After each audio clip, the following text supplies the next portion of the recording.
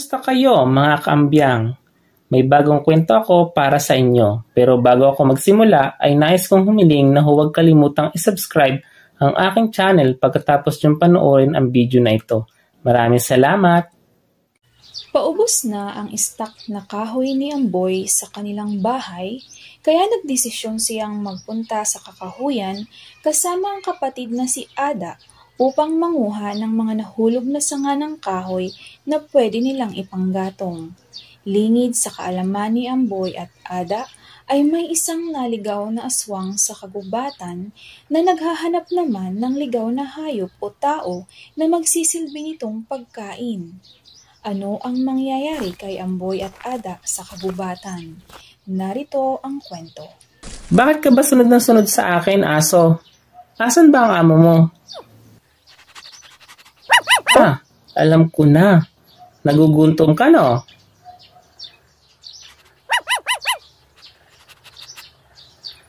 Wala ka na ba uuwian? Gusto mo? Sama ka na lang sa akin? Sigurado ako magugustuhan ka ni Ada. Okay. Tayo na, umuwi sa bahay. Ada! Ada! May napultang aso sa daan. Ay wow kuya, ang ganda naman niya. Ang puti ng kanyang balahibo oh. Mula ngayon, ay aso mo na siya. Para palagi kang may kasama kapag may pinupuntahan ka. Salamat kuya. Ay, oo nga pala. Kakaunti na nga palang stock nating panggatong. Medyo baaga pa naman. Maunguha muna ako ng panggatong sa kakahuyan. Sama ako kuya. O sige, tayo na at nang hindi tayo gabihin. Inay, maunguha po muna kami ni Ada ng panggatong sa kakahuyan. Medyo maga pa naman. Makakarami pa siguro kami na makukuhang kahoy bago magdilim. O sige, pero huwag kayong magpapagabi. Alalahanin ninyo, maraming kababalaghan na nangyayari dito sa ating lugar kapag sumasapit na ang dilim. Opo, Nay. Opo, Nay. At nagtungo nga sa kagubatan si Ada at Amboy na hindi alintana ang panganib. Kuya, pangangalanan ko ang aking bagong aso na si Puti. Bagay niya nga ang pangalan na Puti dahil maputi ang kanyang balahibo. Oo nga kuya. Siya nga pala. Naniniwala ka ba kuya sa mga kwento ni nanay sa atin tungkol sa swang? Noon, maliit pa ako. Oo, naniniwala ko sa mga kwento niya. Kaya nga kahit sa pag-ihi ko noon, sa labas ay nagpapasama pa ako kay Itay nung nabubuhay pa siya. Maski noon, nagbibinata na ako. Bakit? Hindi ka na ba naniniwala ngayon kuya? Usap-usapan ng mga kaklase ko sa school ang aswang-aswang na yan eh. Naniniwala pa rin naman ako. Diba kailan lang inaswang si Ate Lita dahil buntis siya. Sabi ni Inay, nawala na daw yung baby dahil bigla daw dinugo tapos hinihintay nila lumabas yung fetus pero wala na. Kaya ang duda ng hilot na si Lola Milagros, nakuha na ng aswang yung baby ng gabi ding iyon. Simpleng chismoso ka din pala no kuya. Hoy, hindi ka chismosahan yun, Ada. Mabuti din na minsan yung may alam ka sa mga nangyayari sa paligid mo para kung may sakuna man nagbabadya ay makapaghanda ng maaga at nang maiwasan ito. Tama ka naman kuya. Pinapatawa lang naman kita eh. Masyado kang seryoso dyan eh. Sa wakas ay nakakita si Amboy ng sanga ng kahoy at ito'y kanyang pinutol. Oh, one down.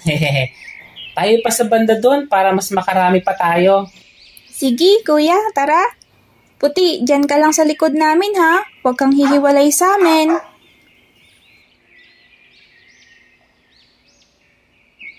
Ay, jack pa tayo, kuya.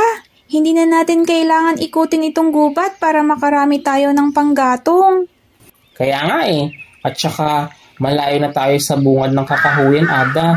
Hindi naligtas kung mas lalayo pa tayo. Marami naglipanan ng mga mababangis na baboy ramo at iba pang ligaw na hayop dito.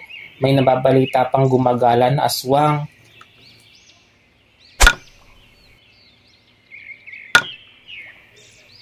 Katatapos lamang ni Amboy maitali ang mga pinutol na kahoy nang may marinig silang umaangil malapit lamang sa kanilang kinatatayuan.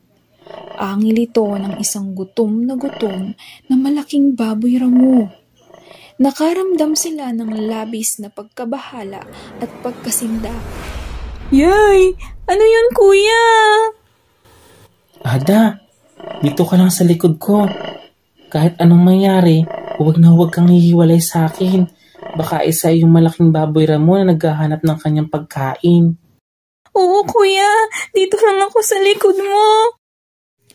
Biglang lumabas sa makapal na damuhan ang isang napakalaking baboy ramo na kulay itim. Mahaba ang dalawang pangil nito at nagtutulo ang laway na mukhang gutom na gutom. Namumula din ang mga mata nito na nanlilisik na nakatitig sa kanila. Nag-a-addict na rin pala ngayon ang mga baboy, Kuya Amboy. Ang pula-pula ng kanyang mata na parang hindi nakatulog. Tapos, nagtutulo pa ang kanyang laway na parang nababaliw na adik. Sira ka, Ada. Hindi yan adik na baboy. Sa pagkakaalam ko ay aswang yan. Base sa kwento sa akin ni nanay, may ibang aswang daw na umaatake kahit araw at ilan ay nakakapagbago ng kanilang anyo bilang isang malaking baboy, aso o anumang hayop na nais lang kopyahin. Ay, naloko na. Paano na tayo nito, kuya? Ako ang bahala. Basta huwag kang aalis sa likod ko. Lumakad ang baboy ramo palapit sa kanila. Inihanda ni Amboy ang kanyang sarili sa pagsalakay ng baboy na aswang. Ada, tumakbo ka na. Humingi ka ng tulong kina kapitan kapag nakalabas ka ng kakahuyan. Ako nang bahala dito. Kaya ko ang aswang na ito. Hindi yan nasantuhin ang aking matalas na itak. Kakahasa ko lang ito kanina. Hindi, kuya. Hindi kita iiwan mag-isa dito. Dalawa tayong magkasama pumasok dito sa kakahuyan at dalawa din tayong lalabas dito. Sige na, Ada. Huwag na matigas ang ulo mo. Kailangan mo ligtas ang sarili mo at kailangan mo humingi ng tulong para sa akin. Takbo na, Ada. Takbo!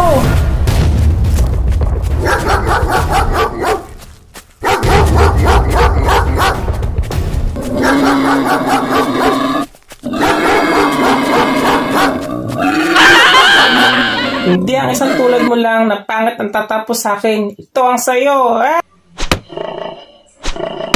Sa pagnanais ni Amboy na makatakas sa baboy na aswang, ay binilisan pa niya ang kanyang pagtakbo. Nak ng teteng. Bilis naman tumakbo ng baboy na ito.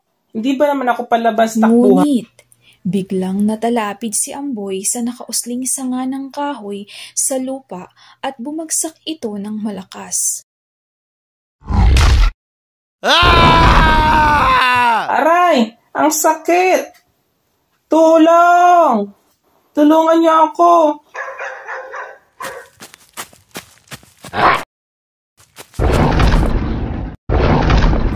Puti! Mula sa malaking sanga ng kahoy ay sumulpot ang isang ermitanyo. Ito ay 100 taon ng pasikretong naninirahan sa nasabing gubat. Nagpapakita lamang ito sa mga taong may mabuting kalooban o nangangailangan ng tulong.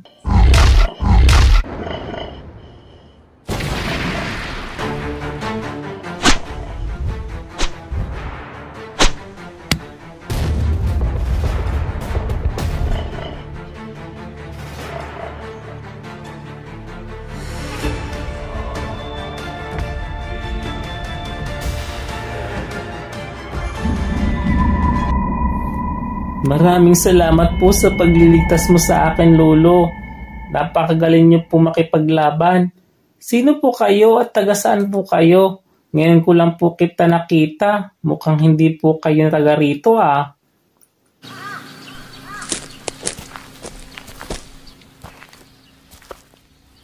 Mukhang nabruhan ng aso mo, ah. Malakas ang naging paghampas niya sa punong kahoy. Ang mahiwagang ermitanyo ay hindi lamang magaling makipaglaban sa mga nilalang ng kadiliman, kundi marunong din itong manggamot. Marunong din ito sa mga mahika na tanging mga hindi ordinaryong tao lamang ang may kakayahan na gumawa. At napagaling ng ermitanyo ang asong si Puti at ganun din si Amboy. Ang baho naman, Lolo. Ilan taon ba kayong hindi nag-toothbrush? Tsaka, paano niyo po ba nagawa yon? Nakakamangha po na nagawa niyo kaming pagalingin sa pamamagitan ng haplos at ihip lang ng hangin sa aming katawan. Maaari po bang malaman kung sino kayo? Isa akong dating albularyo na ngayon ay isa ng makapangyarihang ermitanyo. Ako si Artemio at nagkakamali ka ng sinabi mo kanina. Taga rito ako sa lugar na ito. Dito sa gubat na ito. Dito ka po sa gubat na ito nakatira? Pero palagi po ako nangunguha ng panggatong sa lugar na ito. Wala naman po akong alam na may bahay dito. At ano po sabi nyo? Isa kayong ermitanyo? Kung gayon, may kapangyarihan kayo. Kaya pala napagaling nyo si Puti. Ang astig nyo! Oo, narinig at nakita ko kayong magkapatid nang salakayin kayo ng aswang na yan. Sa susunod, mag-iingat kayo at huwag kayo basta-basta bumapasok sa kakahuyang ito, lalo at malayo na ito sa pana ng bundok kung nasaan ang inyong baryo. Salamat po ulit, Tol Artemio, sa pagligtas mo sa buhay ko. Maaari ko po ba malaman kung saan ang bahay mo para po minsan na mapadako ako dito ay mabisita kita? Hindi pa napapanahon para malaman mo kung saan ako nakatira. Basta tawagin mo lang ang pangalan ko sa gubat na ito kapag kailangan mo ako at ako ay lilitaw.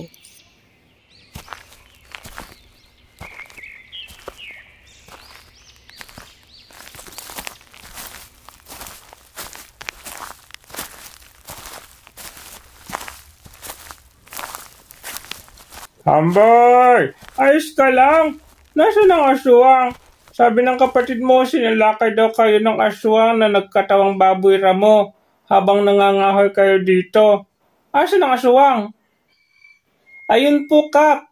Napatay na po siya na isang matanda kanina. Niligtas niya po ang buhay ko mula sa aswang na yan. Amboy, masaya ako anak at buhay at ligtas ka. Nag-alala ako ng sobra para sa'yo. Ako din. Tagasan kaya ang aswang na ito? Kailangan natin sunugin ang kanyang katawan upang makasigurado tayo na hindi na siya mabubuhay pa. Tama. Tama ang punto mo. Sige, sunugin natin ang katawan na niya.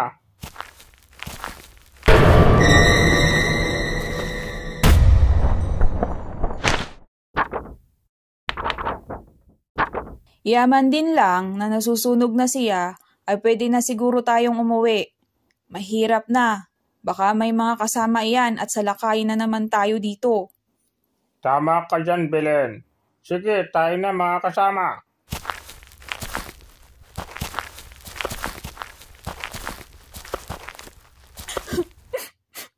Masaya ako, kuya. Naligtas ka at kasama ka namin ulit.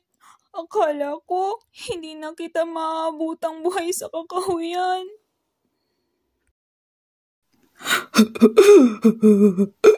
Mabuti na lang at may isang matanda ang nagligtas sa iyo, Amboy. Walang pagsidla ng tuwa sa puso ko dahil ligtas kayo at kasama ka ulit kayo. Sa susunod, huwag na kayo mangangahoy sa banda ng gubat na iyon, ha mga anak? Wala nang inyong ama at hindi ko nakakayanin pa kapag isa sa inyong magkapatid ang nawala sa akin. Hay naman! Nagdrama na naman ang aking kapatid at ang nanay. Kuya, nagpakilala ba sa'yo yung matanda na nagligtas sa'yo? Hindi nga eh. Basta, sabi niya, puntahan ko lang daw siya sa gubat na iyon kapag may kailangan ako sa kanya. Ang mga susunod na araw ni Amboy ay mas mapupuno ng kababalaghan at katatakutan. Ngunit bilang isang normal na tao, ay magiging mahirap para sa kanya ang lumaban sa mga nilalang ng dilim. Ang ermitanyo kaya na nagligtas sa buhay niya ang kanyang magiging sandigan? Ano ang magiging papel ni Lolo Artemio sa buhay ni Amboy? Abangan ang mga susunod na kwento.